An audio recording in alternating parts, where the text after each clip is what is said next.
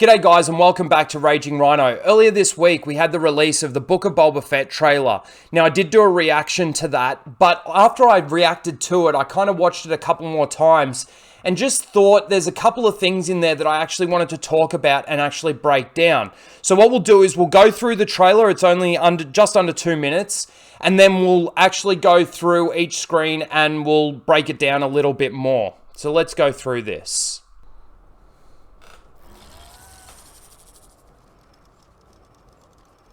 See, again, that looks like a great shot. I'm not a bounty hunter.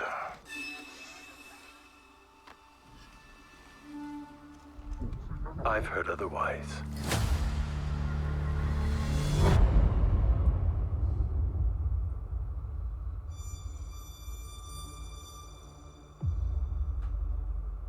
I know that you sit on the throne of your former employer. Jabba ruled with fear.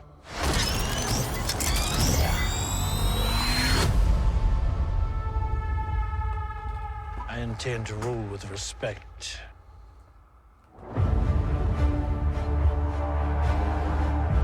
You were all once captains under Jabba the Hutt. I'm here to make a proposal that's mutually beneficial. Why speak of conflict when cooperation can make us all rich? What prevents us all from killing you and taking what we want?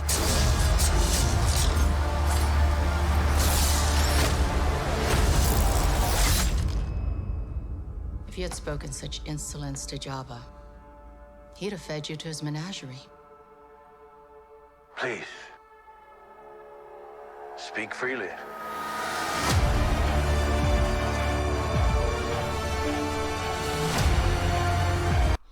Okay, so again, quite underwhelming in regards to just the general trailer. It doesn't really show too much and it doesn't give anything away, which is good for a trailer to not give too much away. But, you know, when we first got told about The Mandalorian and that it was going to be, you know, the underworld and it was going to not revolve around any Jedi and all of that sort of thing, and then the script completely flipped on that one, I feel like this is what that was supposed to be. And that's what they're now going for with this. And I don't really understand why they've gone this way, but this is what they're doing.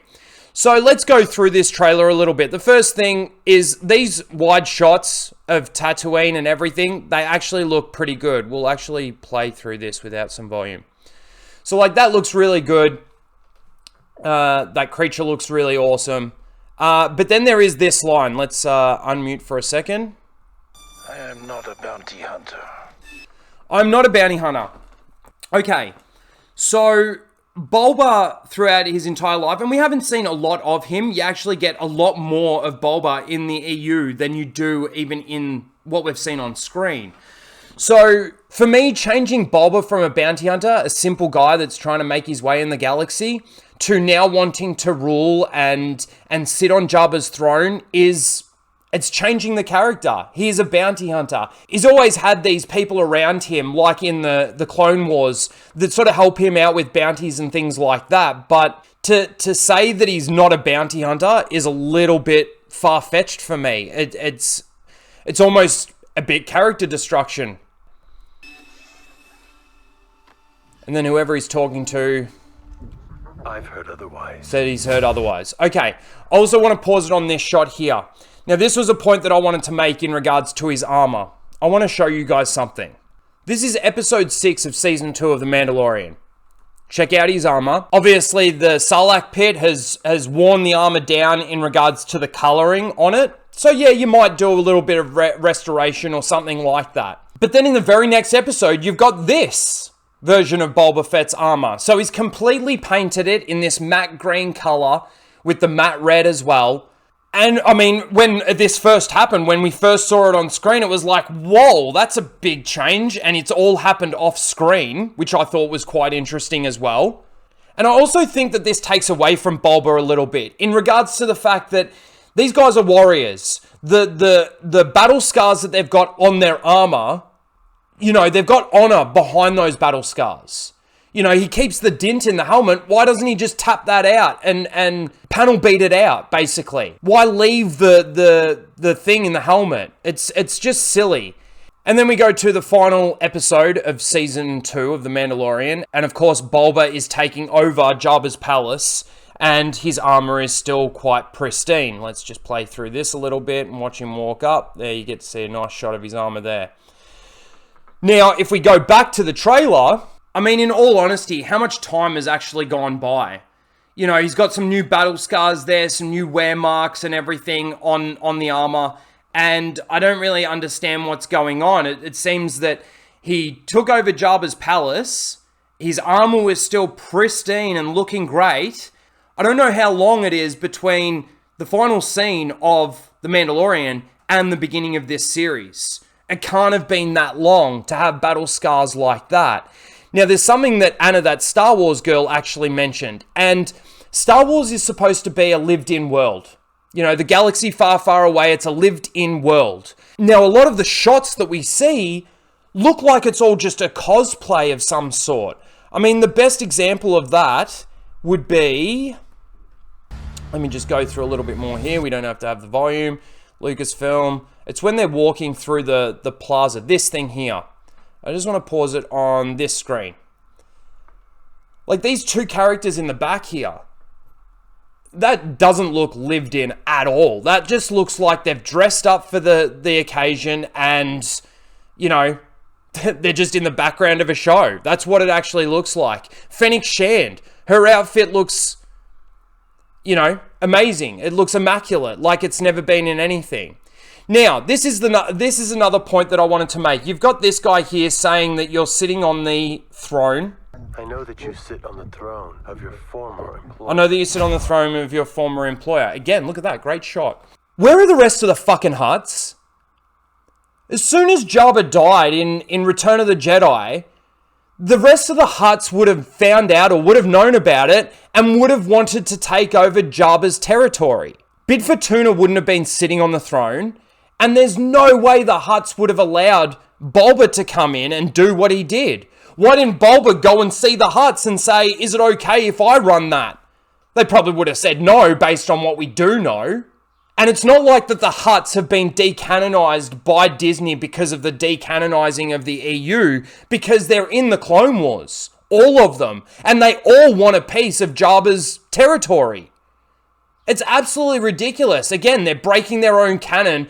I wonder if we're even going to see any huts in this series. And if we don't, and they don't want to take over Tatooine, and they don't want to take over Jabba's territory, well then it's broken. Let's continue on a bit and see if there's what more there is. You got Jabba's throne. Again, a good looking shot, but does that look lived in? That looks like a pretty pristine fucking throne if you ask me.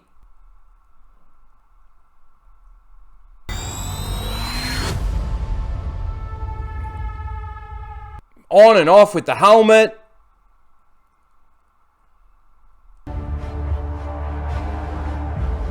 Again, there, another great shot. I love the shots of Tatooine. They look really good. Like, that looks like a really fucking good shot. You see the door there where R2 and C-3PO walked up to. Captains under Jabba the Hutt. So these were all captains under Jabba the Hutt. I'm here to make a proposal that's mutually beneficial. Why speak of conflict when cooperation can make us all rich? Okay, and that's where it really sort of starts to come in. Cooperation can make us all rich. Is this really going to be a Star Wars story, or is it just going to be a real world story in the Star Wars universe? Because that's what it really feels like. Oh, look, there's fire spray. Not Slave 1. Good old fire spray. Wait for the toys. I wonder if he's going to go out and paint his ship like he painted his armor. What prevents us all from killing you and taking what we want? Like, even this. Like, they're trying to show some action and a fight scene and stuff. It's so underwhelming and so meh.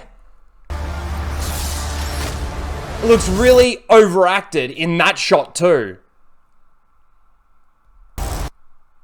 Like, I don't know. Where's your fucking helmet? Put your helmet on, it'll probably look better. If you had spoken such insolence to Jabba, he'd have fed you to his menagerie. Yeah, so would the rest of the fucking Hutts. If the Hutts knew that Boba was sitting on the throne there, I reckon they'd fucking send everybody to fucking remove him. Please. Speak freely. And there's that line, I think we missed it, but there was that line where, we'll bring this up. There was that line where he says that, Jabba ruled with fear, and I'm gonna rule with respect. Okay.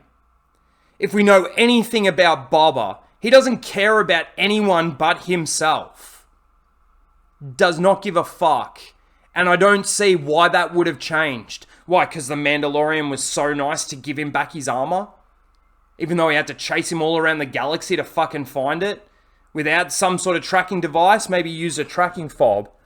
But look, I also saw this tweet out there, and it's from Boba Fett Fan Club. Disney Plus has a new landing page up for the Book of Boba Fett. I think it's supposed to say loading page. I'm not sure. Anyway, Disney Plus has a new loading page up for Book of Boba Fett, as well as a new description for the show.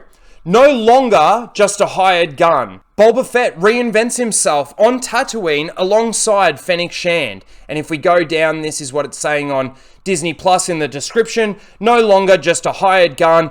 Boba Fett reinvents himself on Tatooine alongside Fennec Shand. I really understand this. I don't really understand what they're trying to achieve by bringing this out. I know they're trying to culminate all these different series into the sequel trilogy so that they can, try and have that make sense. But I just don't get it. I just don't get it. The trailer was underwhelming, looked pretty shit to be honest.